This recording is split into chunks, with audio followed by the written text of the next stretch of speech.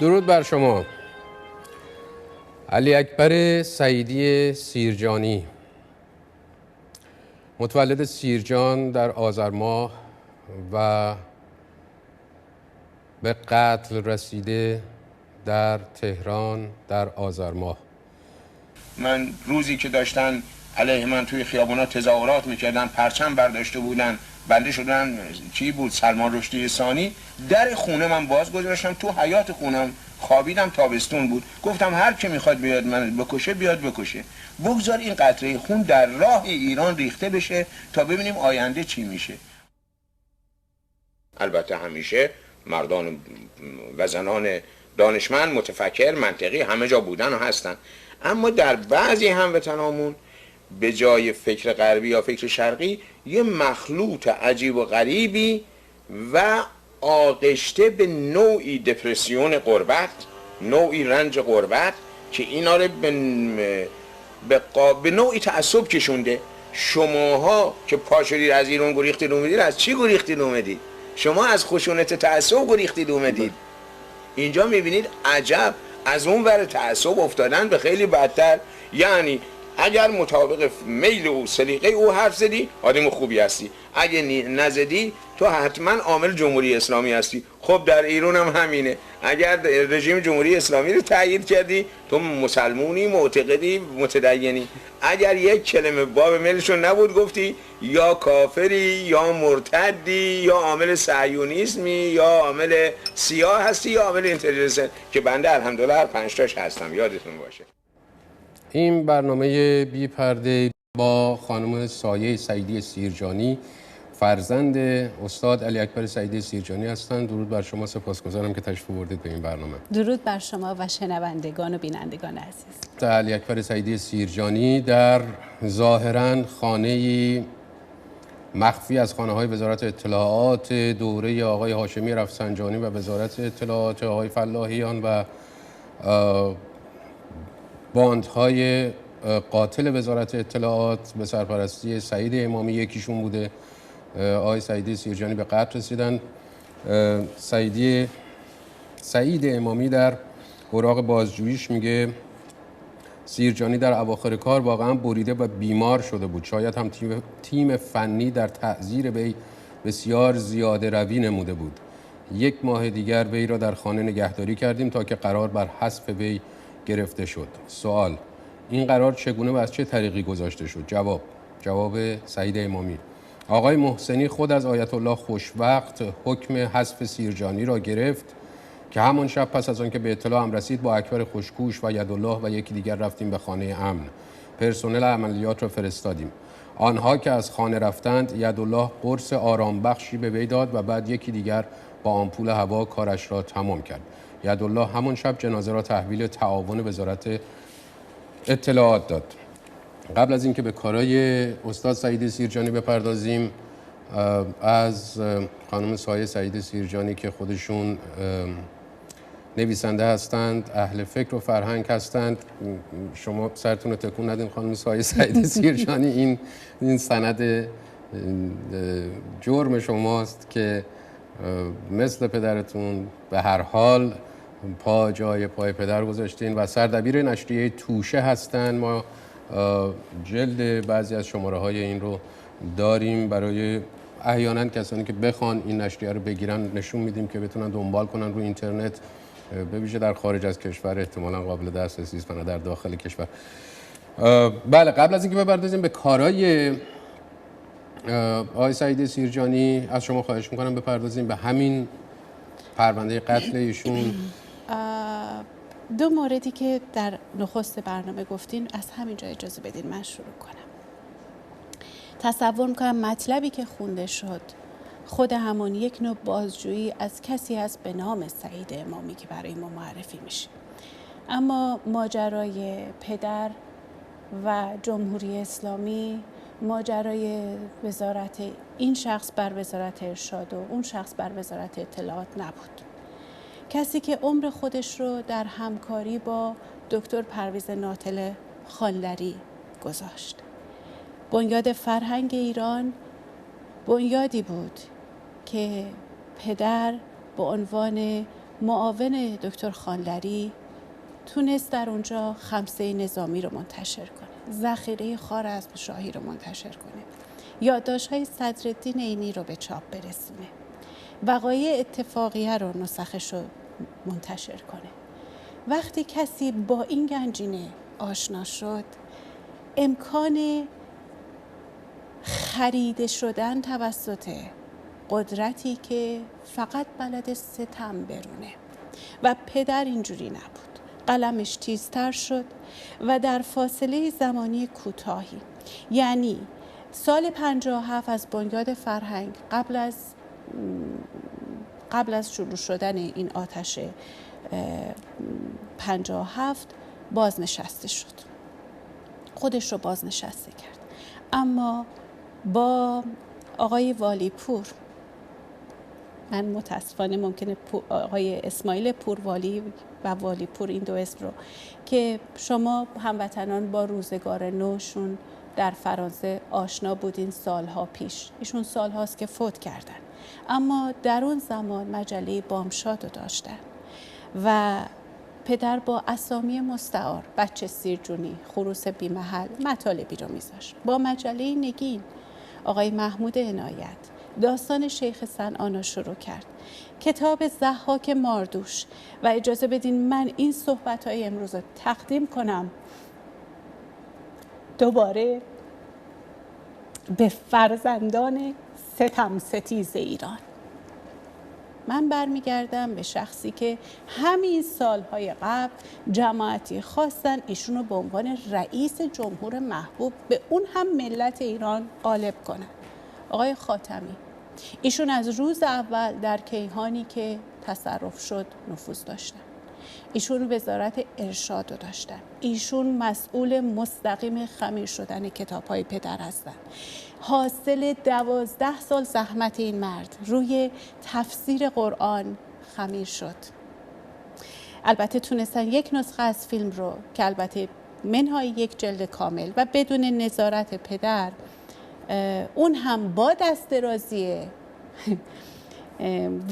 وزیر ارشاد دولت آقای رفسنجانی با مقدمه آنچنانی آقای مهاجرانی، ایشون بهشون 1000 تا لقب هم بخشیده شد، اون نسخه ناقص منتشر بشه. علی‌رغم وصیت‌نامه این شخص که گفته اگر کسی آمد کتابی از من، اثری از من همت کرد منتشر کرد، امیدوارم این آخرین نامه سرگشاده من که نامه‌ای هست سرگشاده به ملت ایران در آغاز گفته و نوشته ها باشه. من اون زمان پدر میگفت اینجا به تو اجازه ادامه تحصیل نمیدن، در دانشگاه برات مسئله ایجاد میکنن. ایجادم کردن، اما آفرین به همون همدرسی‌ها و آفرین به شهامت همون دوستانی که اگر الان صدا رو میشنون بدونن من قد شناسشونم. حکم محافظه من رو پیدا کردن در دانشگاه تهرانی که جماعتی گفتن اصلا چجوری به دانشگاه ما بدون گزینش و اینا با رتبه خوبی راه پیدا کردیم. کدوم دانشگاه؟ دانشکده حقوق دانشگاه تهران. و بابا اصرار داشت، من دوست داشتم، اون موقع مد شده بود که باید مثلا همه پزشکی رو بخونن. میگفت بابا روحیه تو روحیه‌ای هستش که روحیه ایرانی، کوک تو کوک ایرانی هست، دلم میخواد دوره لیسانس تو در همین مملکت تو ریشه بگیریم. چه سالی بود حدوداً؟ من سال 66 وارد دانشکده شدم، 1366.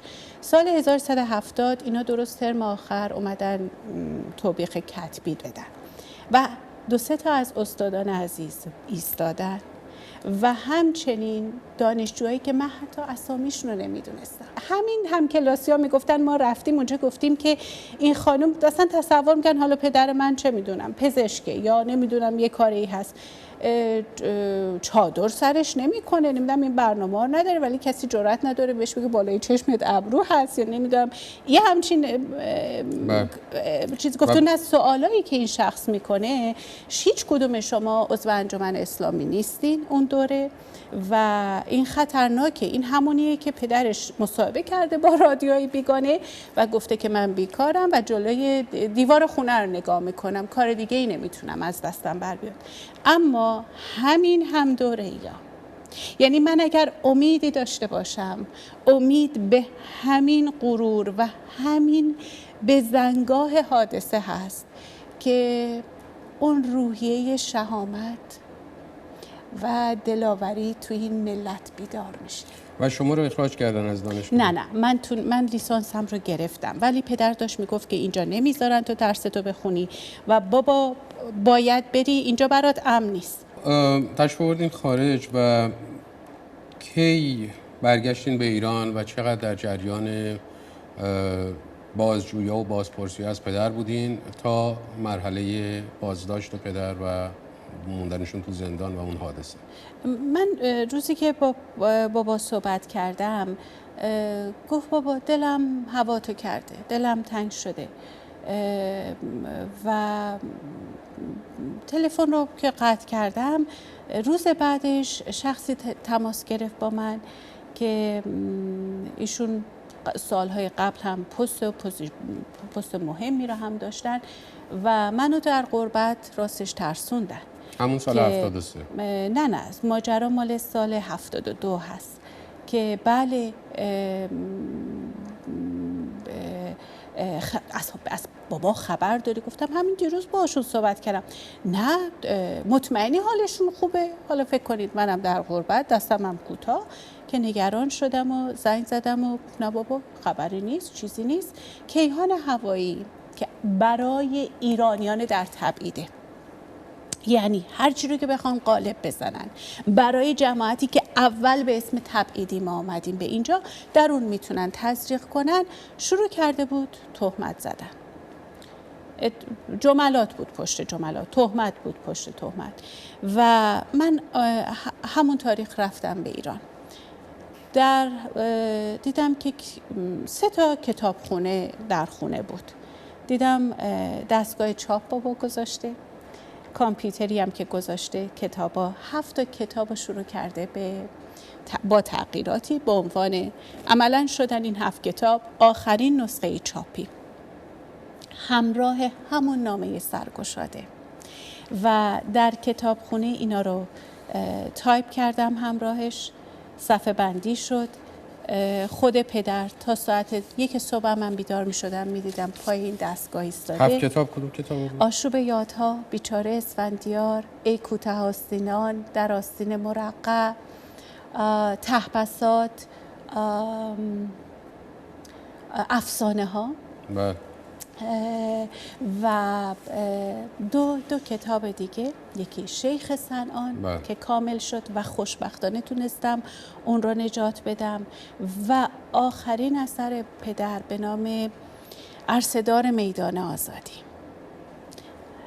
و این کتاب متاسفانه به دست همین جماعتی که ریختن خونه و جالب من چون این کتاب عرصه‌دار میدان آزادی نیست، هیچ جایی اصلا نیست کامل هم، یعنی وقتی که تایپش کامل میشد به هر حال یه تغییراتی تو پیدا میشد تا اصلا به صورت کاغذ چاپ شده بیاد و صفحه بندی بشه. این در اون مرحله نخست کامل شدن چاپ بود. اینها اومدن. شما فرمودین یک تیم. بله، پدر در اون زمستون 2 بار از خونه بیشتر بیرون نرفت. یک بار مراسم بزرگداشت آقای ورزی بود، ابوالحسن ورزی بود و یک بار به خاطر فوت شاپور نیاکان و زمستون 72. بله. و این جماعت می اومدن زنجیر به دست دور خونه، چه میدونم سعیدی سیرجانی، سلمان رشدی ثانی، از این مسخره بازی ها داشتن و خوشبختانه ما هر 3 تا فرزند، من 2 خواهر بزرگترم، صحبا و ساغر، اونها سالها پیش ازدواج کرده بودن و سرشون گرم خونه و زندگی خودشون بود. بابا هر 3 تای ما رو تو کتابخونه خواست، گفت تا زمانی که بچه بودین همیشه نگرانتون بودم، ولی بابا اینه وضع و من هم اینه کارم، من اگر ننویسم حرفمو نزنم زندگی نخواهد بود برای من. و با اینی که دوستان میدونین همین مصاحبه رو شنیدین، در همین امریکا بود، امکاناتش هم داشت، ولی واقعیت رو گفت این همه مدت الان چند سال گذشته آقای خانم سعیدی 34 سال. خانم سعیدی سیرجانی، این کتاب افسانه ها رو همینطور که در مقدمش آمده است بی تردید پدرتون دوره دانشجویی سرودن این شعر رو؟ بله، بابا 23 سالش بله 1332. بله، این شعر بلندی است و زیادم راضی نبوده است استاد سعیدی سیرجانی که اینا چاپ بشه، به خاطر اینکه میگه ضعیف این شعرها. به هر حال من برای کسایی که احیانا نخوندن شعرهای استادو، من چند بیتش رو میخونم براتون که دستتون بیاد با چه اندیشه‌ای در دور دانشجویی 23-4 سالگی مینوشته و بعد که خب در سالمندی بی تردید قلمش و اندیشش خیلی خیلی پخته تر بوده.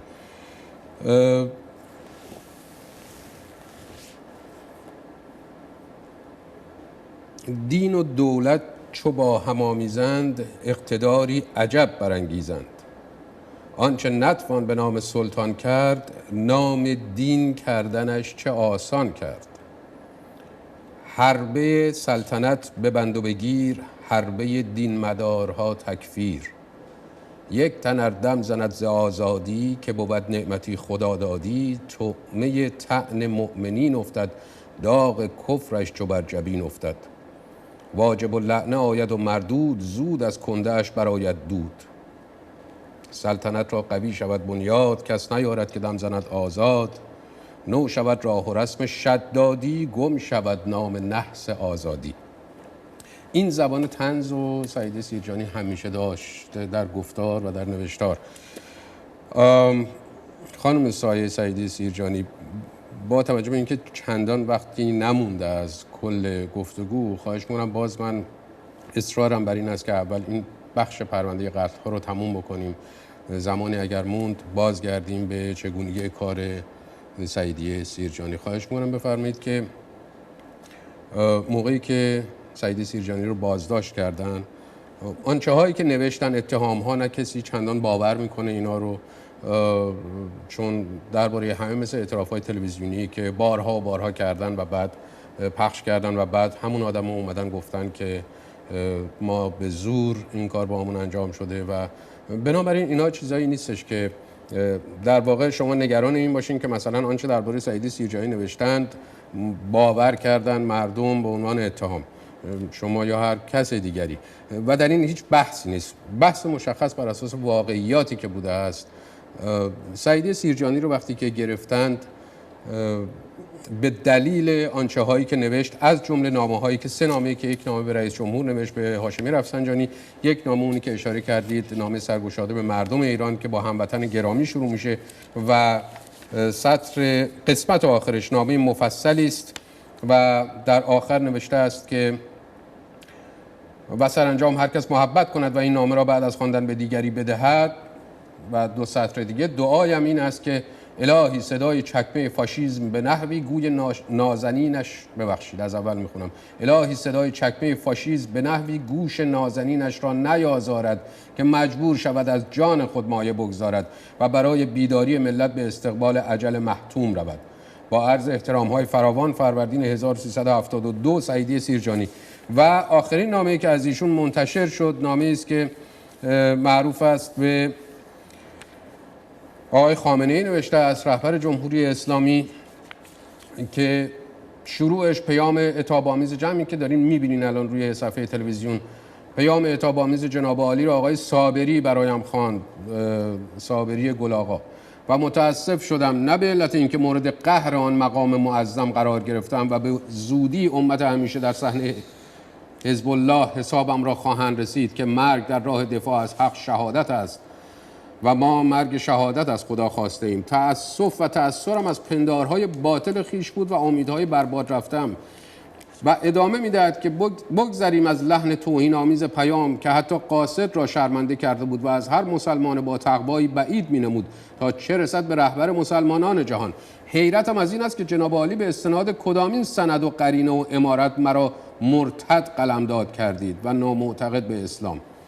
که بعد در ادامه نامه سعیدی سیرجانی میگوید که خب وقتی منو مرتد رهبر مسلمانان جهان میخواند، خب معلومه منم باید منتظر این باشم که بیان بکشنم. و آخرین نامم 5 اسفند 1372 هست، به خاطر اینکه در حوزه علمیه قم چاپخونه‌ای دایر شد و همین خب کتابا رو خمیر میکنن. دوستی پیدا میشه، آقای سعید نیاز کرمانی، که حاضر میشه که این کتاب ها رو صحافی بکنه و نسخه اهدایی رو منتشر بکنه. برای همین میان سیمای دو زن ضحاک ماردوش رو منتشر میکنن در حوزه علمیه. کجا گفته این ممنوع القلمه؟ کتاباش اجازه داره، اما میان پاراگرافایی رو سفید میکنن و آدمی که هیچ وقت مجیز جماعتی رو نمیگه، از قبیل باستانی پاریزی ها، محمود طلویی ها و همین کیومرث صابری ها.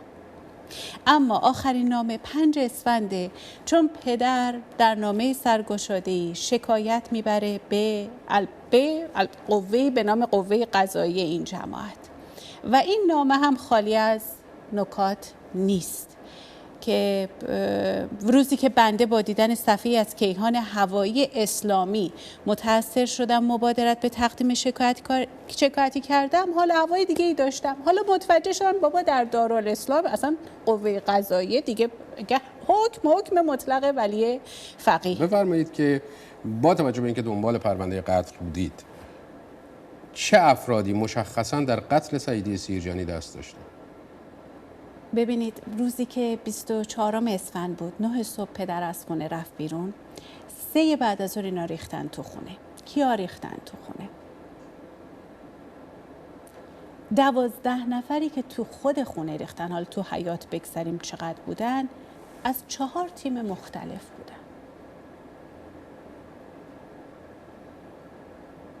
اون آدمی که به اصطلاح موجی بود و کلت روی من برداشت کشید و حکمم به اصطلاح دستش بود، از یه طیف بود. اون جوونی که واقعا امیدوارم این صدا را بشنوه، اسمش رو نمیدونم، اما اون در واقع محافظ من شد. گفت صدا حرف رو نزن، اینا میکشنت. و اون گوشه فکر کرد خونه تیمی ریختن. ببینید، دستور برنامه ها جمعیه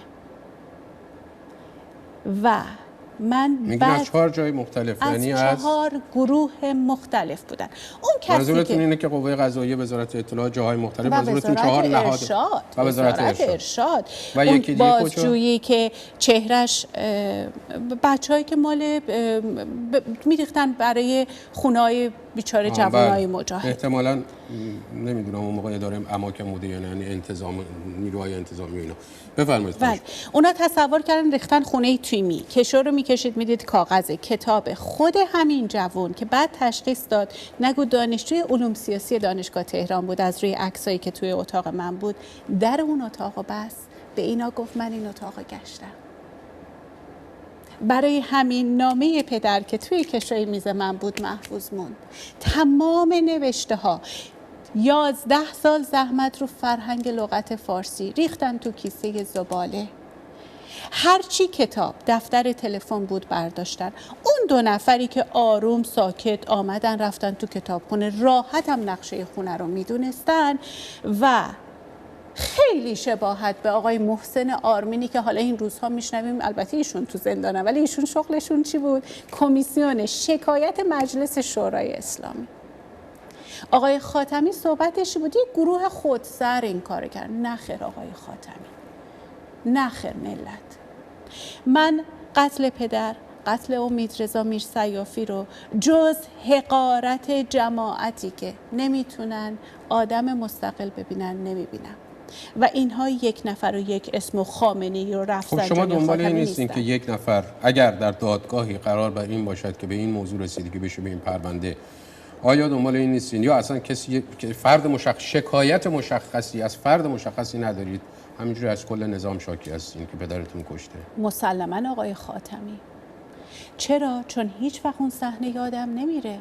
در روبروی خونه این آقا با کت و شلوار، عمامه و عباش در اومده، با پیکان آبی رنگ. آقا بفرمایید 2 کلمه صحبت داریم. میدونین عکس العمل پدر چی بود؟ توفی رو انداخت به زمین، گفت بابا مرتیکه رو شناختی؟ حالا میگه 2 کلمه حرف حساب دارم. کی بود؟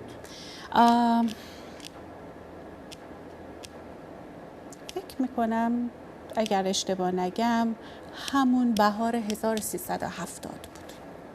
بهار 1370 70. یعنی موقعی که ایشون وزیر بوده.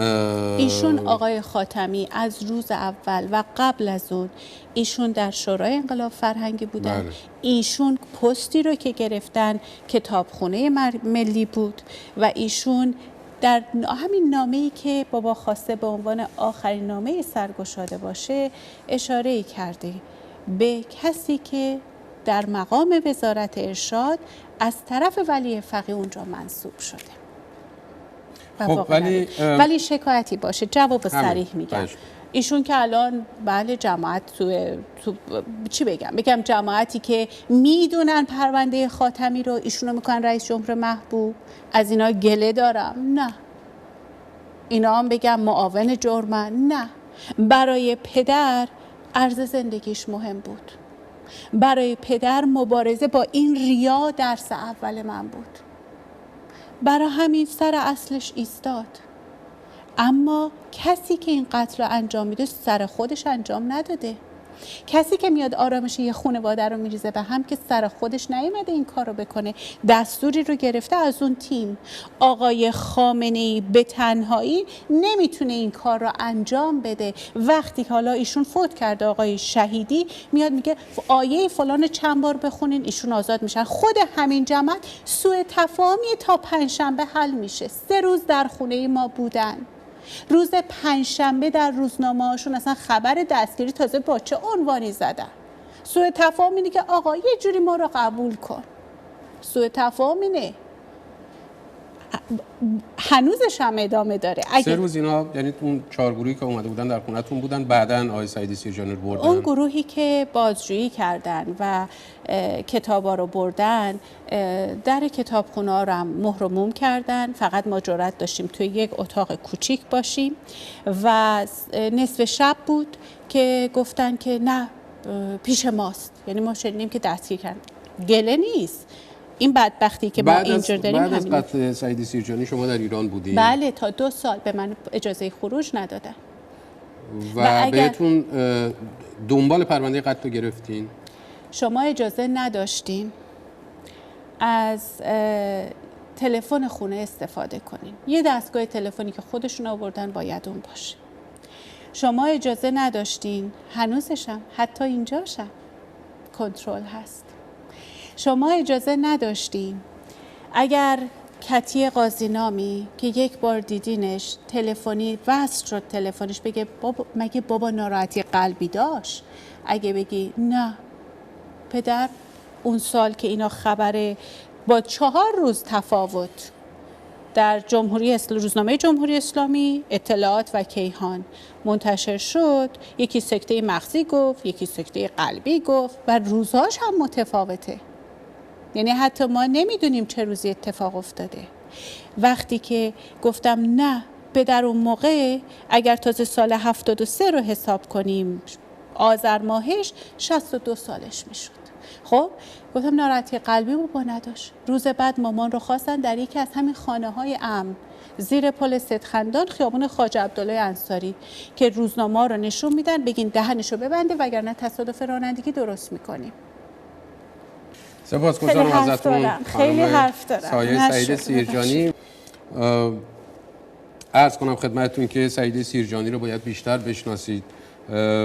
از کتاب‌های مهمی که دارد، نوشته‌هاش همه خواندنی است، از کتاب‌های مهم و بسیار معروف‌تری که داره نسبت به بقیه، ضحاک ماردوش، بیچاره اسفندیار، شیخ صنعان به ویژه هست و آثار منظوم هم داره که شیخ ریا که چند بیتشو خوندم براتون، سوز و گداز، آخرین شراره‌ها، افسانه‌ها زیر خاکستر و تصحیحات گردآوری، به ویژه کار سنگینی که کرد تاریخ بیداری ایرانیان به قلم ناظم الاسلام کرمانی بود که جمع آوری کرد و اینها رو منتشر کرد و ذخیره خوارزمشاهی و غیره. و شب و روزگار خوش. شب و روز خوش.